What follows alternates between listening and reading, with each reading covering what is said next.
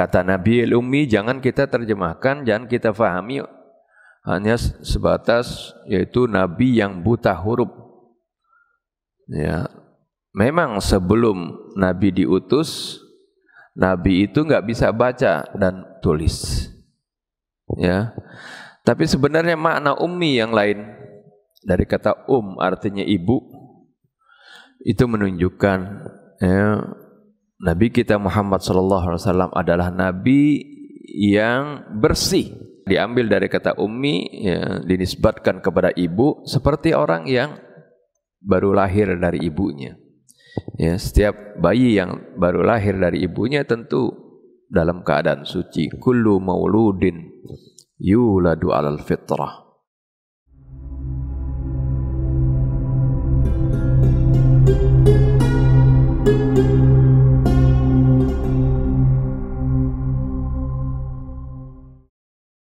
Assalamualaikum warahmatullahi wabarakatuh. Bismillahirrahmanirrahim. Alhamdulillahilladzi hadana lihadza wa ma kunna linahtadiya laula an hadana Allah. Wassalatu wassalamu ala sayyidina Muhammad ibn Abdullah wa ala alihi wa sahbihi wa man jahada fi sabilihi wa wala. Amma ba'du, para hadirin dan hadirat jamaah Masjid Al-Mahdi yang dimuliakan Allah Subhanahu wa taala. Alhamdulillah wa syukurillah, kita panjatkan puji syukur kita ke hadirat Allah Subhanahu wa taala atas segala karunia-Nya, rahmat-Nya, taufik serta hidayah-Nya yang tercurah kepada kita, terutama sekali nikmatul iman wal Islam. Wa kafa bihima min ni'mah. Para hadirin dan hadirat sekalian,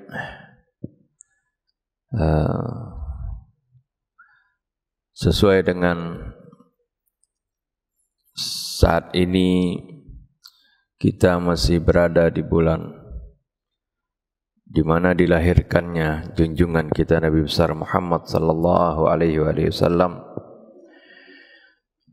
Banyak di berbagai tempat merayakan, memperingati hari kelahiran Nabi kita Muhammad sallallahu alaihi wasallam dengan membacakan biasanya kitab rawi, ya, atau buku-buku sejarah dari kelahiran Nabi kita Muhammad SAW yang disusun dalam bentuk syair, ya, dalam bentuk prosa.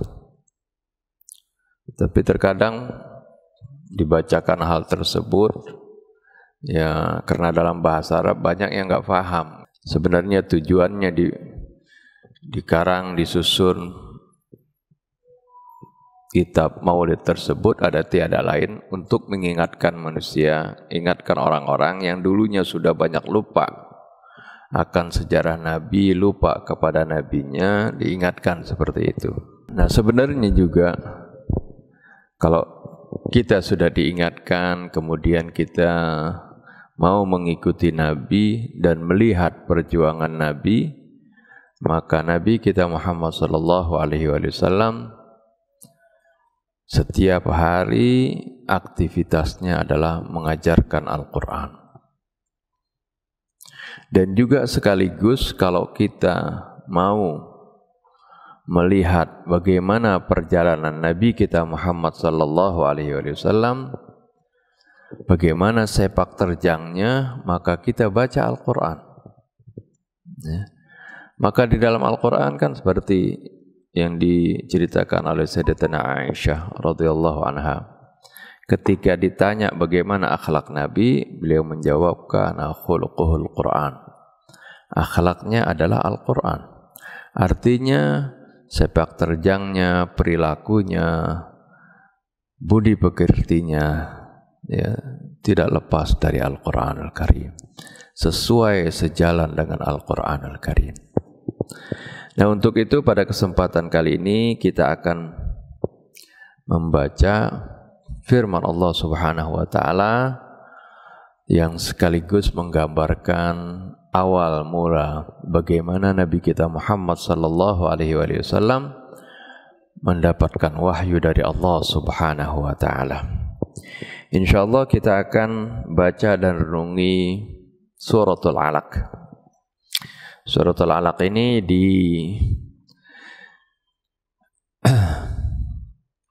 diterangkan oleh para ulama, diyakini bahwasanya ini adalah surah yang pertama turun kepada baginda Nabi kita Muhammad sallallahu alaihi wasallam. Tapi juga tidak seluruh suratul Alaq, tapi yang turun pertama adalah suratul Alaq dari ayat 1 sampai ayat 5. Untuk itu marilah kita baca dan renungi surah ini, sekaligus nanti kita akan melihat bagaimana akhlak Nabi kita Muhammad sallallahu alaihi wasallam melalui firman-firman Allah Subhanahu wa taala, dan juga bagaimana kondisi beliau sebelum mendapatkan wahyu dan setelah mendapatkan wahyu. Sebagaimana biasa, marilah kita awali renungan kita ini dengan membaca Ummul Kitab Suratul Fatihah. Semoga dengan bacaan Ummul Kitab Suratul Fatihah yang Allah Subhanahu wa taala membukakan hati-hati kita di dalam memahami firman-firman-Nya, dan Allah memberikan taufik kepada kita untuk menjalankan apa yang ada di dalam Al-Quranul Karim. Dan semoga Allah Subhanahu wa ta'ala membersihkan hati kita dari segala kotoran syirik, kibir, riya, hasud, ghurur, su'udzon, dan berbagai penyakit hati lainnya. Dan semoga Allah Subhanahu wa ta'ala memaafkan segala kesalahan dan dosa kita, juga kesalahan dan dosa kedua orang tua kita, para guru kita, orang-orang yang telah berjasa kepada kita, juga saudara-saudara kita kaum mukminin wal mukminat. Ala hadhihi niyyah wa kullu niyatin salihah wa ila hadratin Nabi Muhammadin sallallahu alaihi wasallam. Al-Fatihah. أعوذ بالله من الشيطان الرجيم بسم الله الرحمن الرحيم الحمد لله رب العالمين الرحمن الرحيم مالك يوم الدين إياك نعبد وإياك نستعين اهدنا الصراط المستقيم صراط الذين أنعمت عليهم غير المغضوب عليهم ولا الضالين آمين. بسم الله الرحمن الرحيم اقرأ باسم ربك الذي خلق خلق الإنسان من علق اقرأ وربك الأكرم الذي علم بالقلم علم الإنسان ما لم يعلم. صدق الله العظيم. Ya, al-ayah. صدق الله العظيم وصدق رسوله النبي الحبيب الكريم ونحن على ذلك من الشاهدين والشاكرين والحمد لله رب العالمين. سبحانك لا علم لنا إلا ما علمتنا إنك أنت العليم الحكيم. ربنا زدنا علما وألحقنا بالصالحين. ربنا لا تزغ قلوبنا بعد إذ هديتنا وهب لنا من لدنك رحمة إنك أنت الوهاب. رب اشرح لي صدري ويسر لي أمري واحلل عقدة من لساني يفقه قولي. Para hadirin dan hadirat jamaah Masjid Al-Mahdi yang dimuliakan Allah Subhanahu wa taala. Suratul Alaq ini sebagai surah yang pertama turun kepada Nabi kita Muhammad sallallahu alaihi wasallam. Kita ketahui bagaimana Nabi kita ini sebelum mendapatkan wahyu, beliau dilahirkan dalam keadaan yatim. Ayahnya meninggal pada saat beliau masih dalam kandungan. Kemudian setelah lahir, ya, diasuh oleh ibunya, ya, dan ibunya pun meninggal, ya, pada saat beliau berusia 6 tahun. Kemudian setelah itu diasuh oleh kakeknya yang bernama Abdul Muttalib, ya, tidak lama, hanya dalam waktu 2 tahun. Jadi setelah umur 8 tahun, ya, kakeknya pun meninggal. Kemudian beliau diasuh oleh pamannya Abu Thalib, sejak umur 8 tahun sampai dewasa. Bahkan pamannya ini selalu membela beliau, melindungi beliau,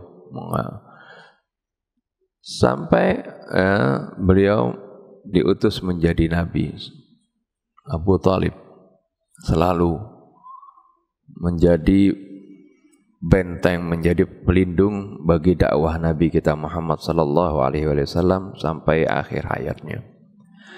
Nah, kita ketahui bagaimana Nabi kita Muhammad sallallahu alaihi wasallam sebelum diutus menjadi nabi, perilaku beliau, ya, sangat baik.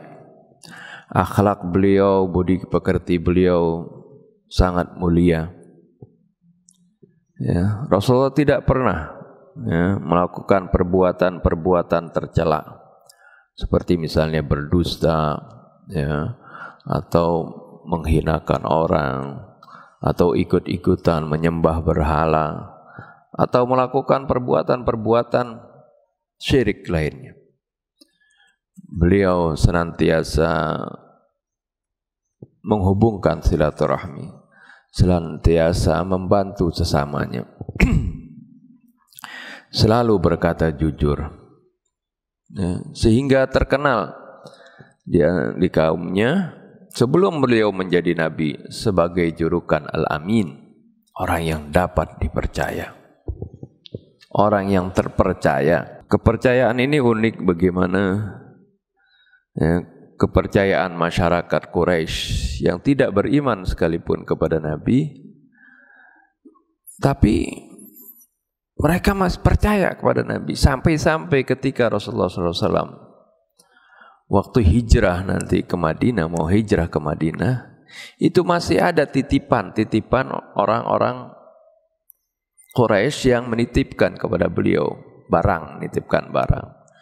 Sehingga ketika Rasulullah sebelum hijrah berpesan kepada Sayyidina Ali, ini tolong nanti, ya, setelah saya hijrah, karena Sayyidina Ali kan hijrahnya belakangan, ya, kembalikan ini titipannya si fulan, ini titipannya si fulan. Ini menunjukkan bagaimana, ya, kepercayaan para kufar Quraisy kepada Nabi kita Muhammad SAW, karena beliau terkenal dengan julukan Al-Amin. Nah, beliau ini walaupun sudah berakhlak mulia, berperilaku baik, tidak pernah terkontaminasi oleh perbuatan-perbuatan jahiliyah. Ya, inilah yang dipuji oleh Allah dengan sebutan An-Nabiyil Ummi. Ya. Kalau kata Nabiyil Ummi jangan kita terjemahkan, jangan kita fahami hanya sebatas yaitu nabi yang buta huruf. Ya. Memang sebelum nabi diutus, nabi itu enggak bisa baca dan tulis. Ya. Tapi sebenarnya makna ummi yang lain dari kata artinya ibu, itu menunjukkan, ya, Nabi kita Muhammad SAW adalah nabi yang bersih. Ya. Sebelum diutus menjadi nabi pun akhlaknya bersih dan juga perilakunya tidak terkontaminasi oleh adat-adat jahiliyah. Ini kata diambil dari kata ummi, ya, dinisbatkan kepada ibu seperti orang yang baru lahir dari ibunya. Ya, setiap bayi yang baru lahir dari ibunya tentu dalam keadaan suci. Kullu mauludin yuladu alal fitrah. Setiap bayi yang terlahir, dia terlahir dalam keadaan fitrah, dalam keadaan suci. Ya. Biasanya ketika besar orang tuanya ya yang membuat dia Yahudi, Nasrani atau Majusi. Kalau Nabi kita Muhammad sallallahu alaihi wasallam tidak seperti itu. Beliau tetap dalam keadaan fitrah, dalam keadaan suci, ya. Karena beliau tidak pernah melakukan perbuatan syirik, tidak pernah minum khamar, tidak pernah berzina, tidak pernah berdusta, tidak melakukan perbuatan-perbuatan tercela lainnya. Oleh karena itu surah yang kedua setelah surah Al-Alaq ini surah Al-Qalam. Surah Al-Qalam itu memuji kepada Nabi kita Muhammad SAW dengan sebutan wa innaka la'ala khuluqin azim. Sungguhnya engkau berada di dalam budi pekerti yang sangat agung. Artinya belum turun banyak ayat Quran, belum ada bimbingan dari Allah Subhanahu wa taala, tapi Allah sudah puji. Ini menunjukkan Nabi kita Muhammad SAW sebelum diturunkan wahyu, beliau memang sudah berakhlak mulia, dipuji oleh Allah Subhanahu wa taala. Ya.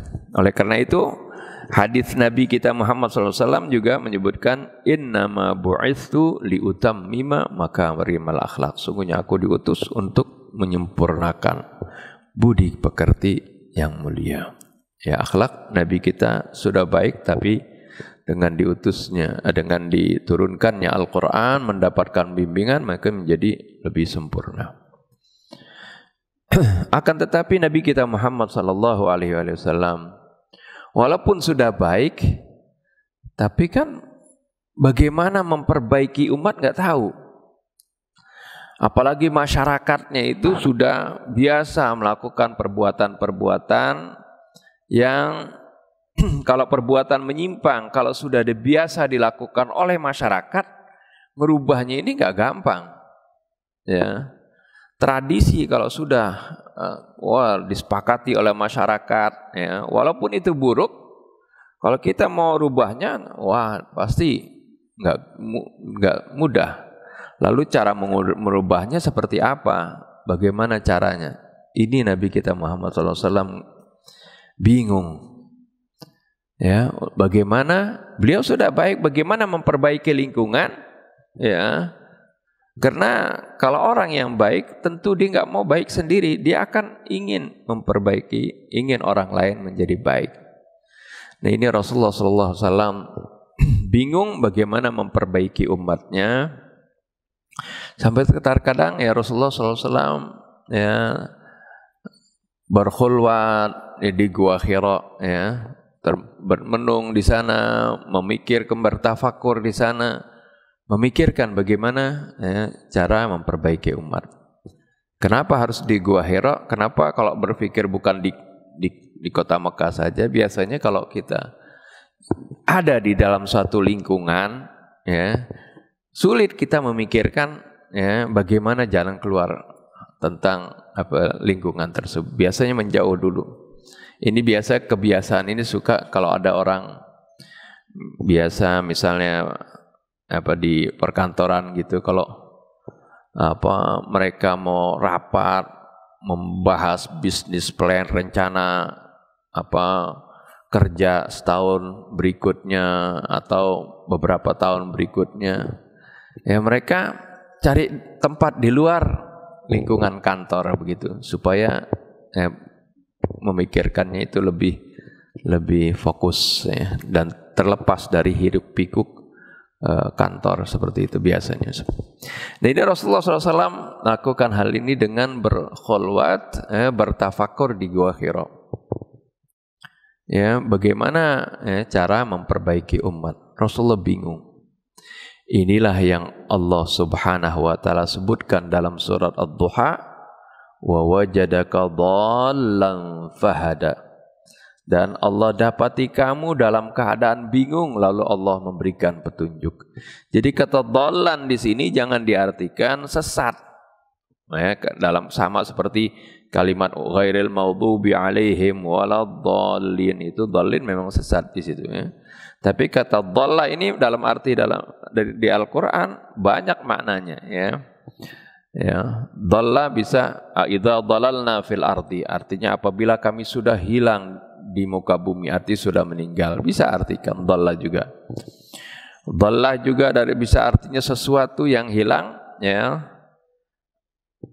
Dalam hadits Nabi disebutkan al-hikmatu dhallatul mu'min. Hikmah itu adalah bagaikan barang yang hilang bagi setiap mukmin. Anna wajadaha fahuwa haqqu biha. Di mana saja dia dapati barang tersebut, dia yang berhak karena itu barang dia yang hilang gitu. Itu kata dhallah. Nah di sini juga seperti itu. Kata dhallah bukan berarti sesat, tapi Rasulullah bingung. Ya. Bingung bagaimana memperbaiki umatnya. Fahada, lalu Allah Subhanahu wa taala berikan petunjuk, berikan bimbingan dengan Al-Qur'an ini. Maka setelah itu Rasulullah SAW bisa ya. Hal ini juga sesuai dengan firman Allah Subhanahu wa taala dalam surah ya, Asy-Syura. Ya. Nanti dalam surah Asy-Syura Allah sebutkan wa kadzalika auhayna ilaika ruham min amrina. Demikianlah kami wahyukan kepada engkau ruh dari sisi kami. Ruh maksudnya di sini Al-Qur'an. Kenapa Al-Qur'an disebut ruh? Karena Al-Qur'an ini dapat menghidupkan jiwa-jiwa yang mati. Al-Qur'an juga Allah sebutkan ruh ya. Sebab Al-Qur'an itu seperti ruh. Kalau kita berinteraksi dengan Al-Qur'an, Allah akan jadikan Al-Qur'an ini dekat dengan kita. Tapi kalau kita cuek dengan Al-Qur'an, Al-Qur'an akan menjauh dengan kita. Itu bagaikan memiliki ruh juga seperti itu. Jadi ruh ini di sini bagaimana Al-Qur'an disebutkan sifat dalam Al-Qur'an ini disebutkan sebagai ruh ya. Jadi demikianlah kami wahyukan kepada engkau ruham min amrina. Ya, ini Al-Qur'an dari si kami. Ma kunta tadri mal kitabu walal iman. Ini Asy-Syura ayat 52 ya. Kalau di Al-Qur'an di halaman 489. Akhir surah Asy-Syura. Ya, Allah katakan ma kunta tadri mal kitabu walal iman. Dulunya kamu enggak tahu. Dulunya arti sebelum diturunkan Al-Qur'an, kamu enggak tahu apa itu artinya, apa itu kitab suci. Karena Rasulullah memang enggak pernah baca kitab suci. Ya, kitab Taurat kah, Injil kah. Itulah ya hikmah kenapa Rasulullah sebelum diutus menjadi nabi, Rasulullah nggak bisa baca dan nggak bisa menulis, supaya memang Rasulullah bersih dari berbagai kontaminasi ya. Sebab kitab Taurat mungkin yang ada pada waktu itu sudah banyak berubah seperti itu. Jadi Rasulullah SAW sebelumnya tidak mengetahui mal kitabu, apa itu kitab, walal iman, dan tidak mengerti apa itu definisi iman. Ini bukan berarti Rasulullah tidak beriman sebelum diutus menjadi nabi. Rasulullah beriman, tapi berimannya bagaimana, rukun imannya seperti apa, itu enggak ngerti. Beriman kepada Allah. Jangankan Rasulullah, sebagian orang-orang ya, di Mekah kalau ditanya wala in sa'altahum, ini disebutkan dalam Al-Qur'an, man khalaqas samawati wal arda la yaqulunna Allah. Andai kata kamu tanya mereka, siapa yang menciptakan langit dan bumi, pasti mereka mengatakan Allah. Ya. Nah ini ya, artinya banyak diantara Orang-orang Quraisy juga dulu beriman kepada Allah Subhanahu wa taala. Tapi ya, kemudian keimanan mereka dirusak dengan kesyirikan. Ya, tapi kalau Nabi tidak pernah menyembah berhala, tidak pernah terkontaminasi oleh kesyirikan. Ya, seperti itu. Jadi ma kunta tadri mal kitab walal iman bukan berarti Nabi sebelumnya tidak beriman, tapi enggak tahu bagaimana definisi iman, bagaimana rincian-rinciannya, bagaimana menerangkannya kepada orang. Iman kan sesuatu yang diyakini dalam hati, ya. Jadi jangan dikatakan Nabi sebelum diutus menjadi nabi sesat, enggak, atau kafir. Ini apa? Jangan ada keyakinan seperti itu ya. Ini pernah saya waktu dengan Ustaz Husin ngisi pengajian di Sukabumi kota.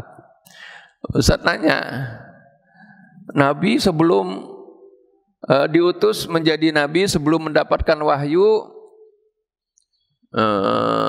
mukmin atau kafir? Jamaah jawab kafir katanya. Ini saya dengar sendiri gitu. Jadi ini pengertian yang salah. Mereka mengira seperti tadi. Jadi mereka mengira atau menerjemahkan kalimat wa wajadaka dhallan fahada, ya, Allah mendapati engkau dalam keadaan sesat, diartikan seperti itu. Seperti ada pencermahkan dulu di YouTube pernah, ya, ini dikecam.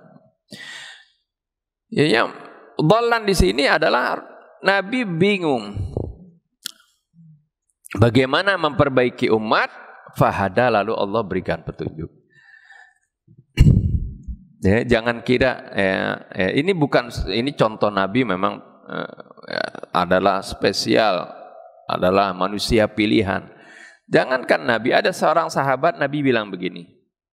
Sahabatnya Suhaib Ar-Rumi. Suhaib Ar-Rumi juga begitu. Dia orang yang enggak suka mengikuti adat-adat jahiliyah. Rasulullah sampai puji begini, ni'mal abdu Suhaib, laulam yakhafillah lam ya'sih. Ya, sungguh apa sebaik-baiknya hamba ini Suhaib. Suhaib Ar-Rumi ini sahabat Nabi yang mulia minas sabiqin. Sebelum dia masuk Islam, ya, Rasulullah puji dia sebaik-baiknya hamba dia, yaitu apa? Laulam yakhafillah, kalau dia enggak takut sama Allah, lam ya'sihi, dia tidak bermaksiat kepada Allah. Li syiddati hayaihi, karena sangat besar rasa malunya. Jadi, karena kan rasa malu ini bagian dari iman seseorang, sesuai dengan hadis Nabi, al-haya'u minal iman, kan begitu. Orang kalau punya rasa malu yang tinggi, misalnya mau melakukan perbuatan-perbuatan yang tercela, pasti dia nggak mau. Ini dengan rasa iman dengan rasa malu yang tinggi ini, ya, sampai-sampai dia tidak melakukan sesuatu yang dimurkai oleh Allah Subhanahu wa taala. Lam yakhafillah lam ya'si. Andai kata dia enggak takut kepada Allah, dia tetap enggak maksiat kepada Allah karena rasa malunya yang tinggi seperti itu. Nah, ini rasa malu adalah bagian dari keimanan. Contohnya lain, bagaimana Abdul Muttalib, kakeknya Nabi, ketika kota Mekah mau diserang oleh pasukan gajah yang dipimpin oleh Abrahah, ya. Kan kita ketahui sebelum sampai di kota Mekah bagaimana prajuritnya merampok, mengambil harta-harta orang-orang Mekah, penduduk Mekah. Kemudian agar supaya tidak menjadi korban, Abdul Muttalib memerintahkan supaya mereka menyingkir, ya, ke lereng-lereng gunung supaya tidak teraniaya. Tapi karena mendengar onta-ontanya Abdul Muttalib dirampas oleh tentara Abraha, dia datangin, ya, Abraha. Dia datangin, dia minta ontanya dikembalikan. Abraha heran, kamu kan pemimpin Mekah, kok yang kamu pikirkan hanya onta kamu, kamu nggak pikirkan saya mau hancurkan ya, tempat yang suci, yang merupakan tempat yang kalian pertahankan, kalian lindungi, dan kalian menjadi kalian banggakan, dan setiap saat orang-orang datang ke sana untuk bertawaf, kok ini kan kebanggaan kalian, kok kamu nggak perhatikan? Apa kata Abdul Muttalib? Ana rabbul ibil, wa inna lil ka'bati rabban yahmi. Aku ini, ya, kenapa aku ngurusin aku minta ontaku, karena akulah yang memiliki onta tersebut. Ya, aku yang punya onta tersebut. Oleh karena itu aku minta. Ya, aku ingin melindungi onta-ontaku. Kalau Ka'bah ini ada yang melindunginya, Allah Subhanahu wa taala yang akan melindunginya nanti. Ini menunjukkan apa? Keimanan. Ya, tapi ya, definisi iman seperti apa nggak tahu. Ini supaya mengerti apa yang disebutkan oleh Allah Subhanahu wa taala dalam surat Asy-Syura ayat 52, maksudnya seperti itu. Ma kunta tadri mal kitabu wal iman. Kamu dulunya enggak tahu apa itu Alkitab dan juga apa itu iman, definisi iman ya. Maka ya, setelah Rasulullah SAW bertafakur ya, di Gua Hira, kadang-kadang ya sehari balik, 2 hari balik seperti itu. Nah, ketika di akhir-akhir mau mendapatkan wahyu ini, Rasulullah agak lama ya bertafakurnya di sana. Akhirnya datanglah malaikat Jibril.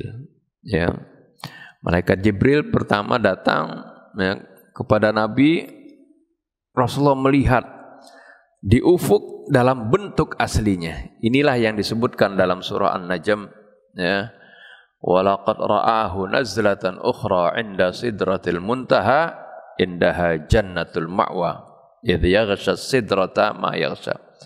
Ya, yang disebutkan dalam surah An-Najm bagaimana wan najmi idza hawa ma dhalla sahibukum wa ma ghawa wa ma yantiqu 'anil hawa in huwa illa wahyu yuha.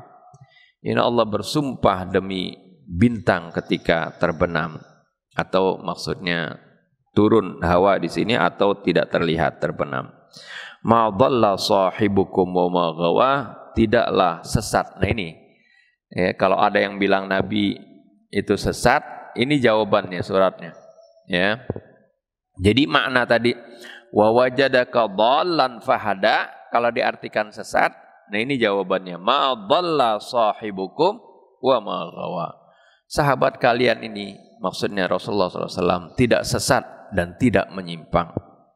Wa ma yantiqu 'anil hawa in huwa illa wahyu yuha, dan dia tidak berucap ya, dari Al-Quran yang disampaikannya itu keluar dari hawa nafsunya. Itu tiada lain adalah wahyu yang diwahyukan kepadanya. Jadi maksudnya Al-Quran itu ya bukan ucapan Nabi yang keluar dengan sesuai hawa nafsunya, itu adalah wahyu dari Allah. Allamahu syadidul quwa, yang diajarkan oleh malaikat yang sangat kuat, itu malaikat Jibril. Dzu mirratin fastawa, yang memiliki kecerdasan. Fastawa, lalu malaikat Jibril ya berbentuk manusia ya, artinya menjadi sempurna ya, wa huwa bil ufuqil a'la ya, dia menjelma ya menjadi malaikat yang sempurna sedang dia dalam keadaan di ufuk yang tinggi. Jadi terlihat oleh Nabi malaikat Jibril dalam bentuk aslinya yang memiliki sayap ya. Nabi menceritakan malaikat Jibril turun walahu sittu mi'ati janah. Malaikat Jibril memiliki 600 sayap terbentang di antara ufuk barat dan timur.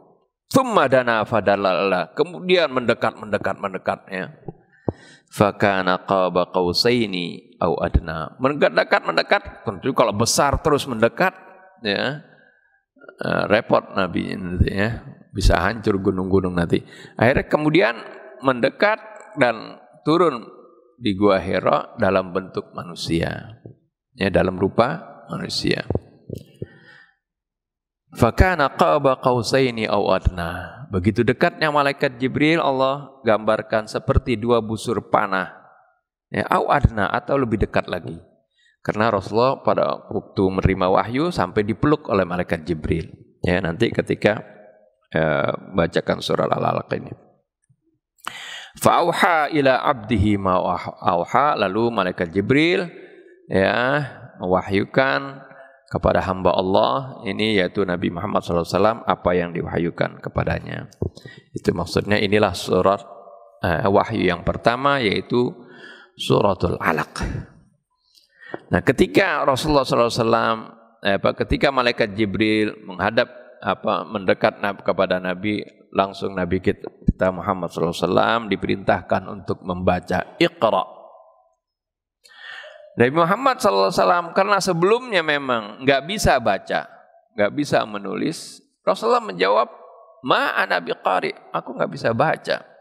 Ketika gitu kemudian malaikat Jibril peluk Nabi kita, dipeluk.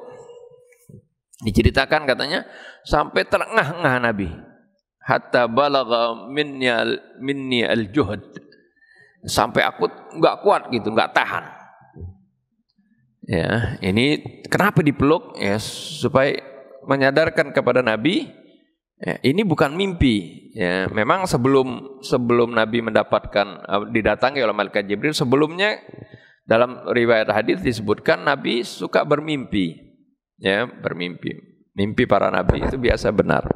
Ya. Tapi ini bukan mimpi, oleh karena itu malaikat Jibril peluk Nabi. Kayak kita ya, kalau mendapatkan misalnya rezeki nomplok, ini ngimpi bukan ya? Kita cubitkan pipi kita, kita cubit tangan kita. Oh, ini bukan mimpi, sakit nih sebabnya. Itu seperti itu ya. Ini gambarannya seperti itu. Jadi setelah dipeluk dilepaskan.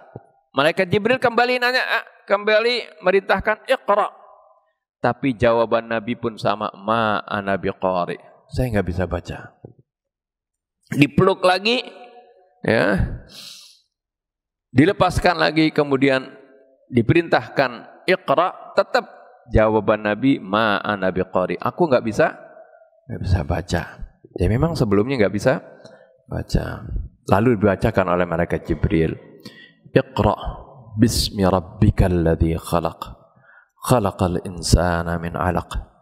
Iqra wa rabbukal akram alladzi 'allama bil qalam 'allamal insana ma lam ya'lam.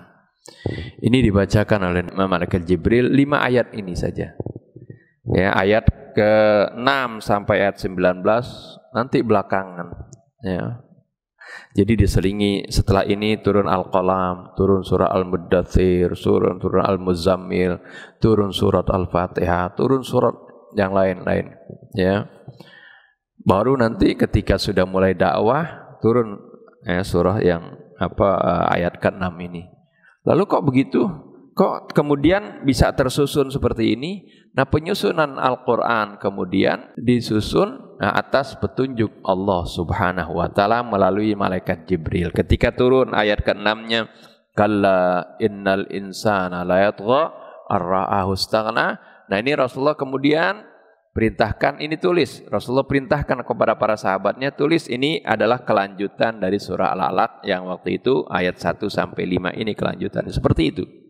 Jadi penyusunan Al-Quran, baik penyusunan surahnya maupun urutannya, itu adalah berdasarkan petunjuk dari Allah Subhanahu wa Ta'ala. Ya, bukan baru sahabat yang tulis, enggak, itu semuanya tauqifiyun. Itu artinya wahyu dari Allah Subhanahu wa Ta'ala. Karena kalau diurut berdasarkan turunnya wahyu ini bingung orang. Tapi karena Al-Quran ini adalah merupakan firman Allah yang sudah tersusun di Lauhil Mahfuz, innahu laqur'anun majid fi lauhim mahfuz. Ini sudah tersusun di Lauhil Mahfuz sesuai dengan susunan yang kita lihat sekarang ini, diawali dengan suratul Fatihah, diakhiri suratul Nas. Tapi kemudian turunnya berangsur-angsur, ya, terpisah-pisah, disesuaikan dengan peristiwa yang dialami oleh Nabi kita Muhammad sallallahu alaihi wasallam. Kemudian setelah itu sudah banyak yang turun, Rasulullah pun diperintahkan untuk menyusunnya kembali. Ya, Rasulullah perintahkan kepada para sahabatnya yang terkenal dengan kutabil wahyi, yaitu para penulis wahyu, di antaranya sahabat yang 4, Ubay bin Ka'ab, Abdullah bin Mas'ud dan sebagainya. Itu mereka menulis ya sesuai dengan perintah Allah Subhanahu wa taala kepada nabinya melalui malaikat Jibril, dan Nabi memerintahkan kepada para penulis wahyu. Sehingga di akhir hayat Nabi sudah tersusun seperti apa yang kita lihat ini. Kemudian di zaman sahabat diperbanyak lagi, disalin lagi ya. Itu seperti itu. Dan tulisannya masih nggak ada baris dan nggak ada titik ya. Awalnya waktu masa zaman Nabi kita Muhammad SAW. Ini bisa antum buka di Google ya, cari mushaf ya, yang ada di museum ya, museum di Inggris itu. Terlihat di sana Bismillahirrahmanirrahim. Yang dibuka surat Toha. Ini diselidiki ini kertasnya itu ya, dengan metode kan sekarang bisa mengetahui benda purbakala ya, berapa umurnya dengan teknologi atau peluruhan materi, yaitu dengan metode karbon ya, bisa ketahuan umurnya. Itu kertasnya itu kertas ya, sekitar 1400 tahun yang lalu. Itu waktu lama, itu waktu dimasuk di Google kan udah, waktu difoto kan udah lama ya. Jadi itu diperkirakan itulah ya, susunan mushaf pada zaman Nabi. Dan itu buktinya itu belum ada baris, nggak ada titik. Ya. Kok bisa baca ya? Orang emang itu tulisannya orang Arab kok. Mereka orang Arab bisa baca. Ya, dan bukan itu saja, cara bacanya pun Al-Quran itu diajarkan. Ya, dalam surah Al-Qiyamah ya, Rasulullah pernah ketika turun ayat Quran, malaikat Jibril sudah memperlihatkan tulisannya, Rasulullah saking girahnya, saking senangnya baca Al-Quran, langsung Rasulullah mau baca. Allah larang turun dalam surah Al-Qiyamah ini, la tuharrik bihi lisanaka lita'jala bih. Jangan kamu gerakan, jangan kamu buru-buru gerakan lidah kamu untuk baca Al-Quran. Sabar dulu ya. Inna alaina jam'ahu wa qur'ana. Sungguhnya kamilah yang akan mengumpulkan Al-Quran nanti dan membacakannya. Jadi Al-Quran ini ya, Allah yang menjamin bagaimana turun walaupun terpisah-pisah, Allah yang akan kumpulkan. Artinya atas petunjuk Allah. Dan juga cara bacanya. Ya kan dulu nggak ada barisnya lagi kan. Ya, nggak ada tanda mat, nggak ada. Misalnya baca Maliki Yaumiddin ya, suratul Fatihah ada Maliki Yaumiddin, tulisannya mim lam kaf, enggak mimnya dipanjangin Maliki, enggak, mim lam kaf ya, nyambung semua. Orang kan bisa baca Maliki secara bahasa Arab ya, Maliki Yaumiddin, ma-nya enggak panjang, arti Malik itu raja, raja di hari kemudian. Ini juga mananya benar. Atau Maliki Yaumiddin, yang memiliki hari pembalasan, itu juga benar. Atau dibaca ya, secara bahasa Malaka Yaumiddin, Allah yang memiliki. Malaka itu dalam bentuk kata kerja, fi'il madhi. Malaka Yaumiddin, yang memiliki hari pembalasan. Ini juga benar seperti itu. Tapi apakah bacaannya seperti itu? Enggak diajarkan oleh Allah melalui malaikat Jibril. Inilah yang disebutkan inna alaina jam'ahu wa qur'ana. Sungguhnya kamilah yang akan mengumpulkan Al-Quran dan membacakannya. Fa idza qara'nahu fattabi' qur'ana. Kalau sudah kami bacakan, ikutin bacaannya. Itu ya, makanya bacaan Nabi itu ya seperti itu ya. Jadi fattabi' qur'ana, ikuti bacaannya, cara bacanya begitu. Nah ini ketika dibacakan oleh malaikat Jibril ya, Rasulullah mengikuti bacaannya ya, seperti itu. Iqra bismi rabbikal ladzi khalaq, tadi 5 ayat tadi kemudian dibacakan dan Rasulullah SAW langsung menghafalnya seperti itu ya. Dan juga sekaligus dulu Rasulullah SAW tidak bisa baca ketika Allah perintahkan Iqra, bacalah. Bisa baca nggak Rasulullah? Ya Rasulullah bisa baca. Jadi dulu sebelumnya nggak bisa baca. Tapi kalau Allah yang memerintahkan Rasulullah untuk baca, bisa nggak? Kan innama amruhu idza arada syai'an ay yaqula lahu kun fayakun. Allah itu kalau ingin menghendaki sesuatu, Allah tidak akan mengatakan jadilah maka jadi. Ya. Jadi Nabi bisa saja, ya, asalnya nggak bisa baca karena kehendak Allah, ya. Nabi kita kemudian bisa jadi bisa baca, ya, karena Allah perintahkan Iqra. Nah, di dalam surah Kahfi kan kita tahu ada Al-Abdus Saleh yang kita kenal dengan siapa? Nabi Khidir kan? Kan Allah katakan wa 'allamnahu min ladunna ilma. Dan kami ajarkan Al-Abdus Saleh ini atau yang kita kenal dengan malaikat Nabi Khidir, kami ajarkan ilmu dari kami. Allah yang ngajarin. Oleh karena itu Nabi Musa nggak tahu ilmunya Nabi Khidir ini. Sehingga Nabi Musa ingin ikut, ingin belajar kepada Nabi Khidir. Ya, ilmunya dari mana? Dari Allah. Allah apa ngajarinnya kayak ustadz ngajarin gitu di papan tulis begitu? Enggak. Kalau Allah ingin mengajarkan sesuatu langsung mengilhaminya. Nggak pakai waktu. Ya, belajar kayak kita belajar SD 6 tahun, SMP 3 tahun, SMA 3 tahun seperti itu. Enggak, kalau Allah mengajarkan innama amruhu idza arada syai'an ayyaqula lahu kun fayakun. Jadi ini juga ya dari ayat Quran kita bisa pahami memang Nabi kita Muhammad sallallahu alaihi wasallam dulunya enggak bisa baca, tapi setelah turun surat Al-Alaq maka Rasulullah bisa baca. Ini diperkuat oleh hadis juga dalam Bukhari juga ketika ya beliau mengadakan perjanjian gencatan senjata dengan kufar Quraisy, ya Rasulullah pun memerintahkan Sayyidina Ali untuk menulis perjanjian tersebut. Ketika ada tulisan yang perlu dirubah, ya Sayyidina Ali nggak mau merubah seperti Muhammad Rasulullah, ya Rasulullahnya suruh rubah nggak, nah Sayyidina Ali nggak mau, ntar seolah-olah Sayyidina Ali lah yang menghapuskan gelar Rasulullah bagi Nabi kita Muhammad SAW. Akhirnya Rasulullah minta kemarikan itu surat perjanjian, diambil sama Rasulullah hapus sendiri ya tulisan Rasulullah karena orang Quraisy ini nggak mau ada tulisan Rasulullah, dihapus sama Rasulullah. Rasulullah kemudian yang nulisnya Muhammad bin Abdullah. Ya, karena orang Quraisy nggak mau. Ya.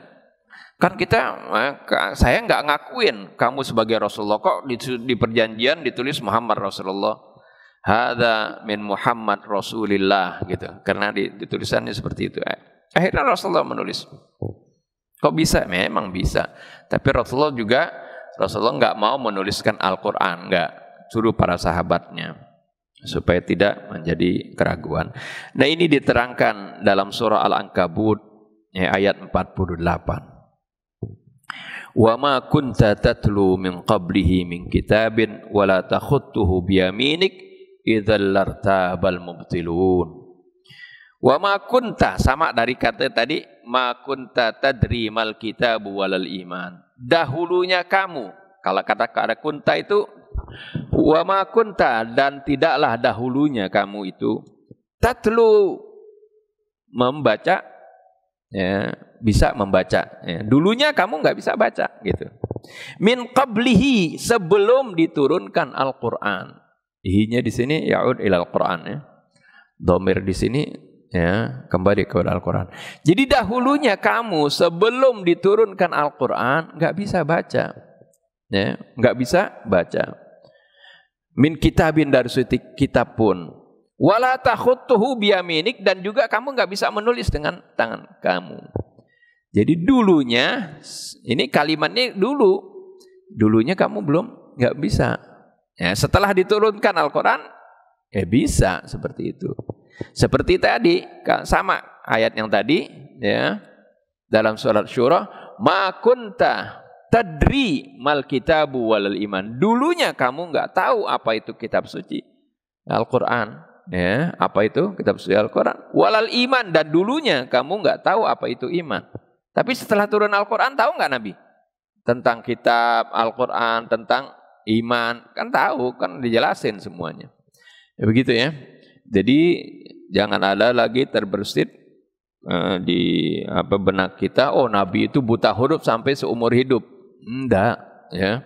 Masa ayat yang pertama turun kepada Nabi perintah untuk membaca, lalu umatnya Nabi kita lihat sekarang ini adalah umat yang pintar-pintar dibandingkan umat terdahulu, ya.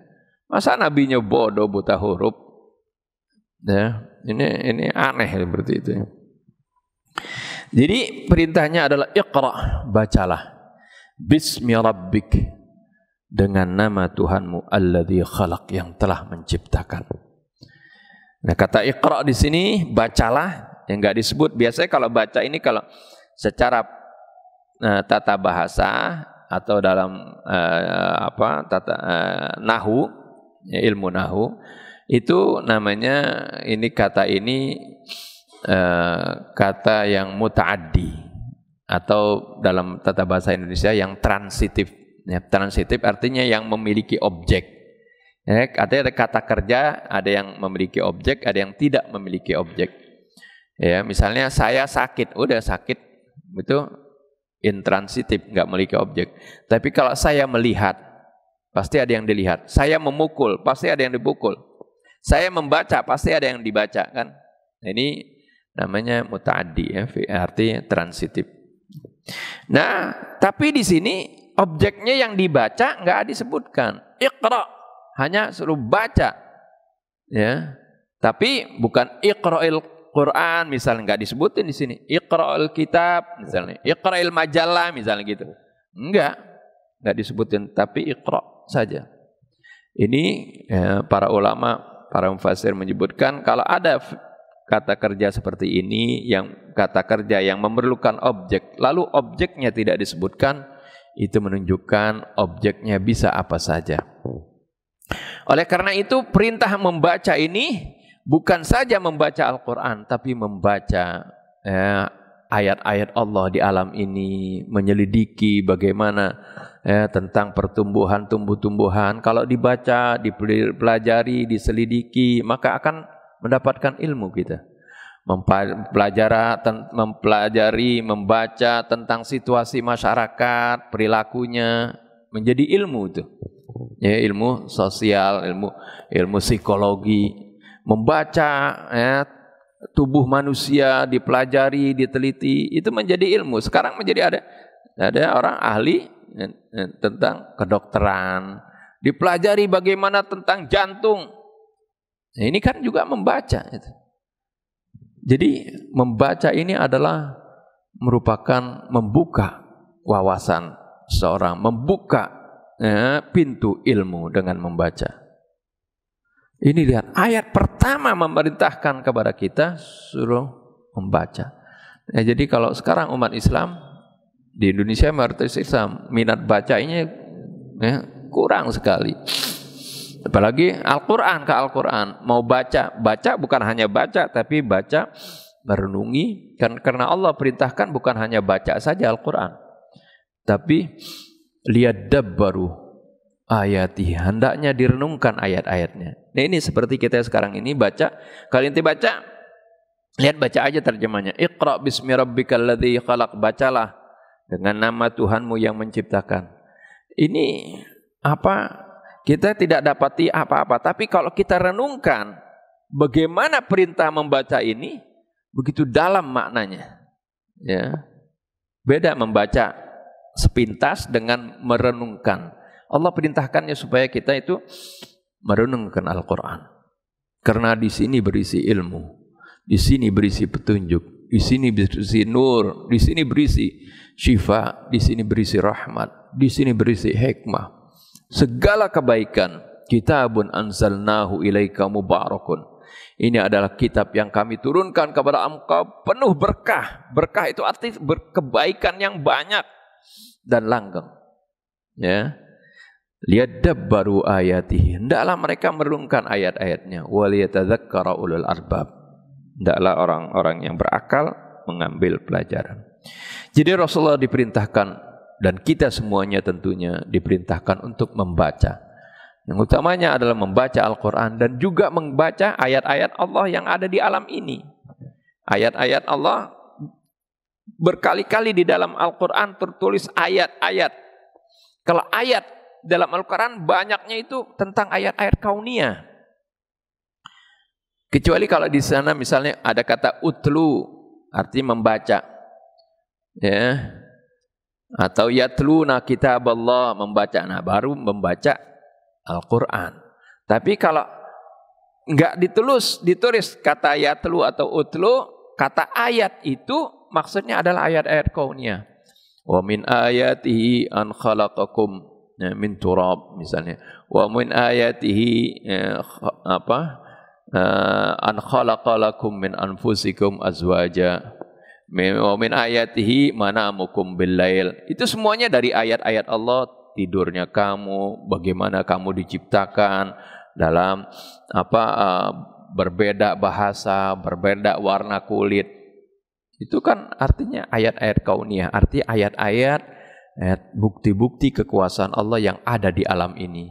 Bagaimana penciptaan langit dan bumi, itu ayat-ayat Allah. Itu semuanya diperintahkan, termasuk yang menjadi objek dari Iqra tadi. Objek bacaan. Tapi ketika kita membaca, merenungi, menyelidiki, mengadakan eksperimen dan sebagainya, tentu kita akan mendapatkan ilmu. Kita akan jadi pintar. Lihat peneliti-peneliti mulai dari dulu, terutama pelopornya adalah umat Islam.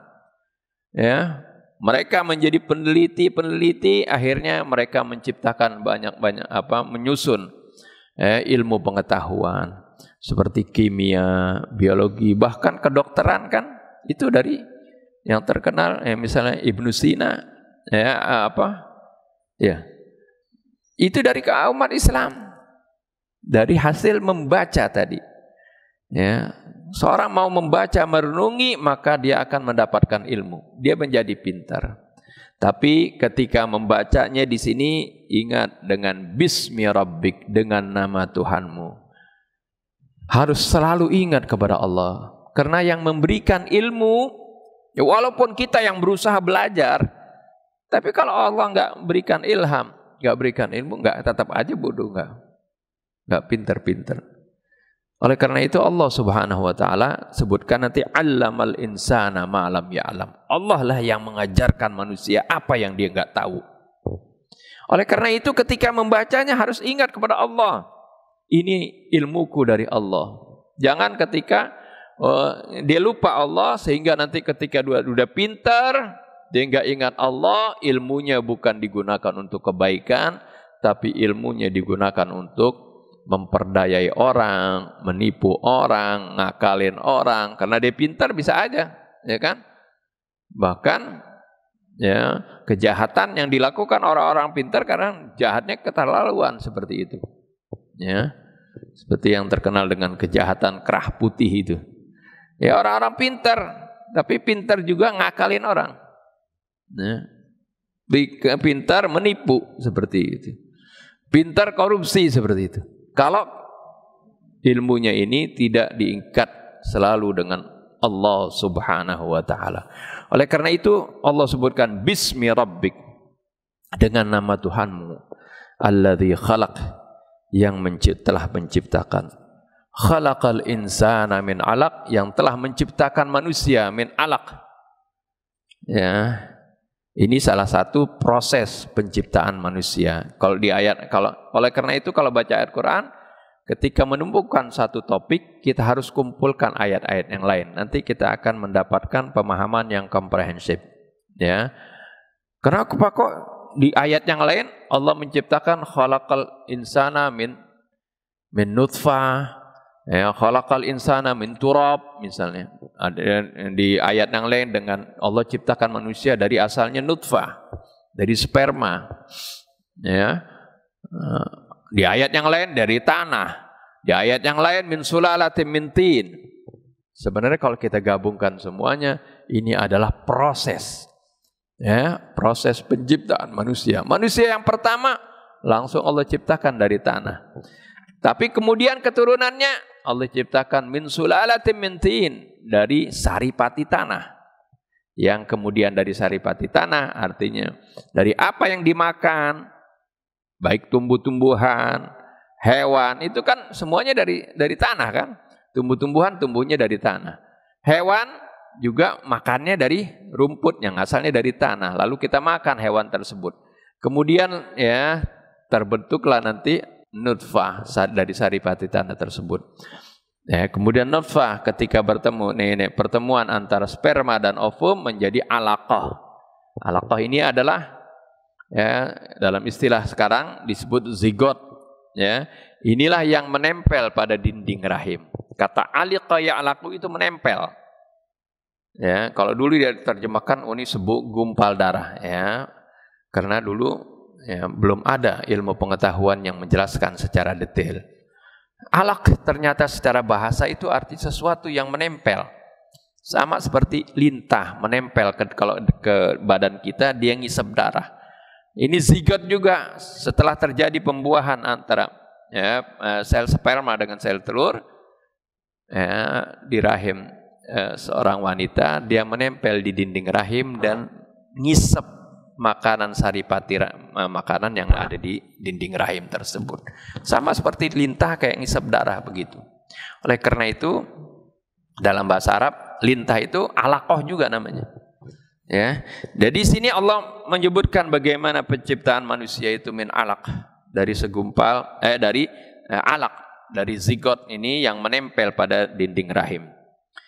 Kemudian Allah ingatkan lagi, Iqra, bacalah, wa rabbukal akram, dan Tuhanmu lah yang maha pemurah. Baca, Allah yang maha pemurah. Nanti dengan baca kalian akan ya, mendapatkan apa yang kalian inginkan. Alladzi 'allama bil qalam, yang telah mengajarkan manusia dengan pena. Ya. Pena menjadi alat tulis. Ya, ini dengan adanya tulisan kita bisa baca karangan-karangan seorang ilmu pengetahuan, kan juga bisa disampaikan secara turun-menurun dengan adanya media tulis ini. Makanya ayat berikutnya adalah suratul qalam. Ya. Kemudian Allah terangkan, allamal insana ma lam ya'lam, yang telah mengajarkan manusia ma lam ya'lam, apa yang dia tidak ketahui. Jadi yang mengajarkannya adalah Allah Subhanahu wa taala. Kita hanya diperintahkan untuk ya, baca. Nanti Allah yang akan memberikan ilmunya. Kalau kita malas baca, ini di gerbang ilmu jadi nggak terbuka nantinya. Jadi dengan membaca ini mengajarkan umat manusia supaya ya, menjadi pintar ya. Dan pintarnya Allah harapkan yaitu pintarnya tapi tetap ingat kepada Allah Subhanahu wa taala, agar ilmunya ya, bermanfaat buat dirinya dan juga masyarakatnya. Ilmunya menjadi sesuatu yang menghasilkan, yang membawa kebaikan, kesejahteraan, keamanan ya bagi semuanya. Inilah yang diharapkan ya dengan kita membaca ya. Turunnya ayat Surah Al-Alaq ini sebagai ayat yang pertama tentunya untuk membuka wawasan ya, manusia yang asalnya hidup dalam kejahiliahan, mengamati bagaimana perilaku jahiliyah ini yang merugikan, baik merugikan diri sendiri maupun merugikan orang lain ya, dengan membaca, merenungi ya, kemudian dengan bimbingan Al-Quranul Karim yang diajarkan oleh Nabi kita Muhammad sallallahu alaihi wasallam, maka manusia yang asalnya berada dalam jahiliyah itu berubah nantinya menjadi khaira ummatin ukhrijat linnas. Ini saja mungkin yang dapat saya sampaikan, karena saya ada maulid di rumah ya, di tempat orang tua. Insyaallah ya, kita akan ketemu lagi di pertemuan yang akan datang. Lebih kurang saya mohon maaf. Billahi taufiq wal hidayah. Wassalamualaikum warahmatullahi wabarakatuh. Selesai.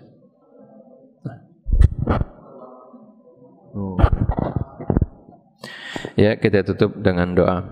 Bismillahirrahmanirrahim. Alhamdulillahirabbil alamin. Allahumma shalli wa sallim ala sayyidina Muhammadin wa ala ali sayyidina Muhammad.